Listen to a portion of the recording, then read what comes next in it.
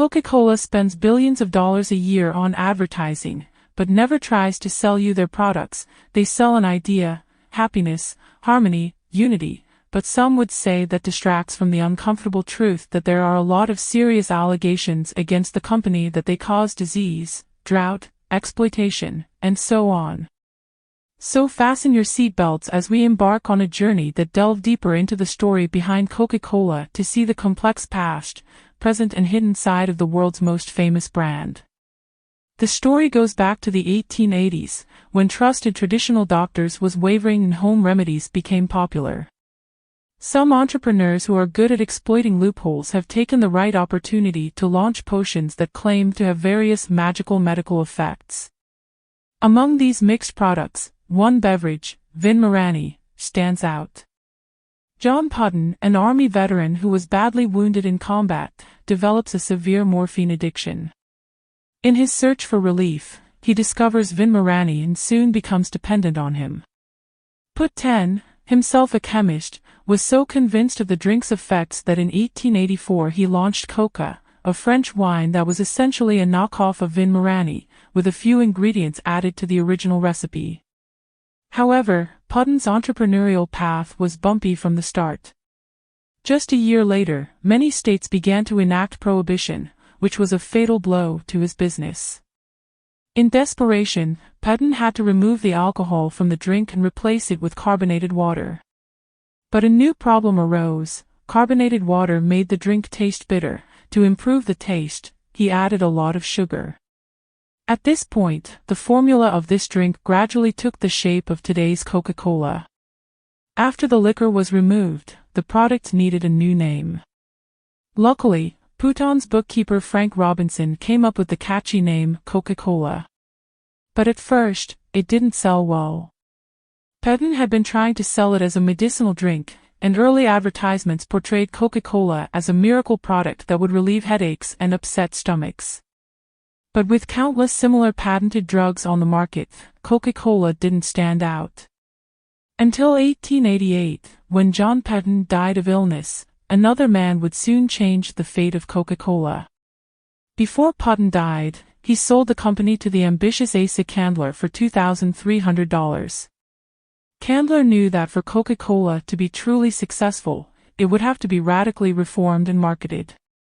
When Candler took full control of Coca-Cola in the 1890s, he embarked on a series of marketing geniuses.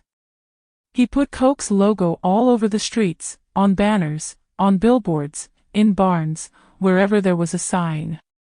But Candler's marketing goes far beyond that.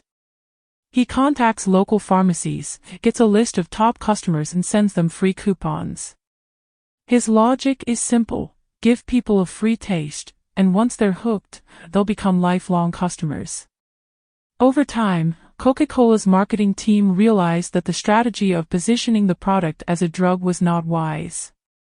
So they switched gears and marketed Coca-Cola as a delicious, relaxing drink that anyone could enjoy. In order to further enhance brand awareness, Coca-Cola also pioneered many marketing strategies that were very new at the time, to ensure that people around the world are aware of its products. In terms of sales model, Coca-Cola initially sold mainly through soda fountains, but later, two lawyers, Benjamin and Joseph, came up with the idea of bottling. Although Candler initially thought it would be expensive and complicated, he agreed to grant them full bottling rights for the symbolic price of $1, with the two willing to bear all the costs and risks. No one expected that bottled Coke would be a huge success. As Coca-Cola's global reach has grown, it has also become embroiled in a series of controversies. Top of the list is health. A growing number of studies show that Coca-Cola has a number of negative health effects. There have long been concerns that it can erode teeth, and new data shows that it is closely linked to obesity, diabetes, and other health problems. For example, one study of children found that for every additional sugary soft drink consumed per day, the chances of a child being overweight increased by 60%. And if babies consume too much sugar, they may become sugar dependent for life.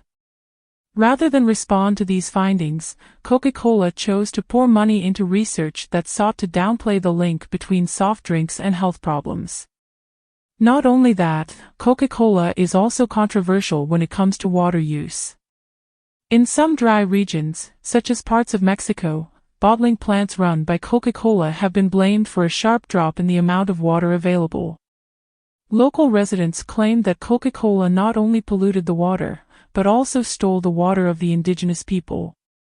During the Mexican president's tenure as head of Coca-Cola's Mexican subsidiary, Coca-Cola won 27 water concessions and its sales increased by 50%, raising questions about the company's shady dealings with politicians.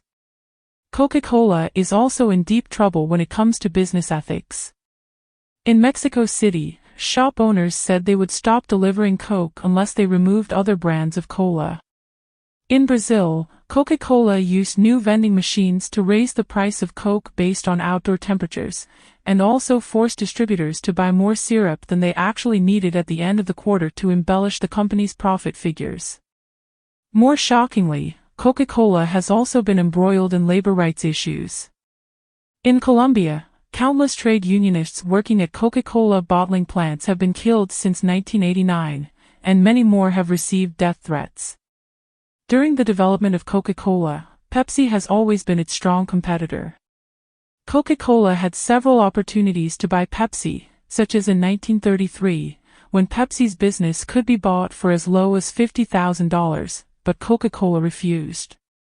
Coke later tried to sue Pepsi for using the word Coke in its ads, arguing that it copied its product, but Pepsi countered that Coke was using anti-competitive tactics to establish a monopoly, and eventually the court ruled that Coke was a generic term that anyone could use. As competition intensified, Pepsi launched its famous Pepsi Challenge in 1975. They gave people two white cups, one filled with Pepsi and one with Coca-Cola, and asked them to taste them without knowing the brand and choose the one they liked better. The results showed that Pepsi was preferred. Pepsi was quick to use this data for advertising campaigns, which started a slow but steady decline in Coke's market share. Looking back at the development of Coca-Cola, we see a legendary but controversial brand. From its initial birth as a copycat patented drug to becoming a global brand with innovative marketing methods, Coca-Cola's success is inseparable from the efforts and wisdom of a group of people such as Asa Candler. In the competition with Pepsi, the new Coke incident has become a landmark event in the history of Coca-Cola. It shows how even a powerful brand like Coca-Cola can make bad decisions in the face of changing consumer preferences. But at the same time, this incident also once again proved the strong influence of the Coca-Cola brand, and consumers' loyalty to it is beyond imagination. Coca-Cola spends billions of dollars on advertising every year to promote not just a drink, but an idea and a lifestyle. It tried to convince consumers that Coca-Cola stood for happiness, harmony, and unity.